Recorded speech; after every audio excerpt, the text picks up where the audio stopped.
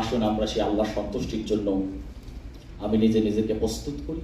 একজন ভাই এই কথাই বলতেছিলেন যে আমাদের লক্ষ্য তো এইটাই, আল্লাহর কাছ থেকে মুক্তি অর্জন করা।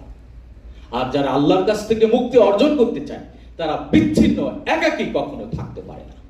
আসুন আমরা সেই স্বপ্ন বাস্তবায়নের জন্য আমরা আমাদের নিজেদের আল্লাহর কাছ থেকে, কোরআনের একটা বক্তব্য এরকমই আছে যে ওয়া ইন্নামা তুওয়াফাউনা উজুরাকুম ইয়াউমাল কিয়ামাহ, আমি তো মারা গেলে একটু পরেই তো আল্লাহ আমাকে কমপ্লিট দিবেন, আমি কি করেছি আমাকে দিবেন।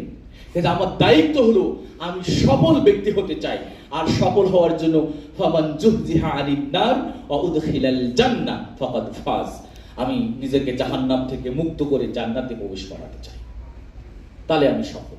আর সেই সফলতার জন্য আল্লাহই তো বলেছেন যে ইয়াগফির লাকুম যুনুবাকুম ওয়া ইউদখিলকুম জান্নাতিন তাজরি মিন তাহতিহা আল-আনহার। আল্লাহর ওয়াদা তো এইটা যে আমাকে জান্নাতে প্রবেশ করিয়ে দিবেন, আন্দোলনের সাথে নাই, সংগ্রামে নাই, আল্লাহ আমাকে প্রবেশ কেন করাবেন। আসুন আমরা সেই আল্লাহর কাছ থেকে মুক্তি এবং আল্লাহর কাছ থেকে আমরা যেন সফলতা নিতে পারি, আমি সফল হতে পারি, আল্লাহ যেন আমাদের সেই তৌফিক দান করেন। সবাইকে অসংখ্য মোবারকবাদ জানিয়ে, স্পেশালি যুব বিভাগের এই আয়োজনে যারা আসছেন, যারা আয়োজন করেছেন, সবাইকে ধন্যবাদ জানিয়ে আমার বক্তব্য এখানে শেষ করছি। আসসালামু আলাইকুম ওয়া রাহমাতুল্লাহ। ওয়া আলাইকুম আসসালাম ওয়া রাহমাতুল্লাহি ওয়া বারাকাতুহু।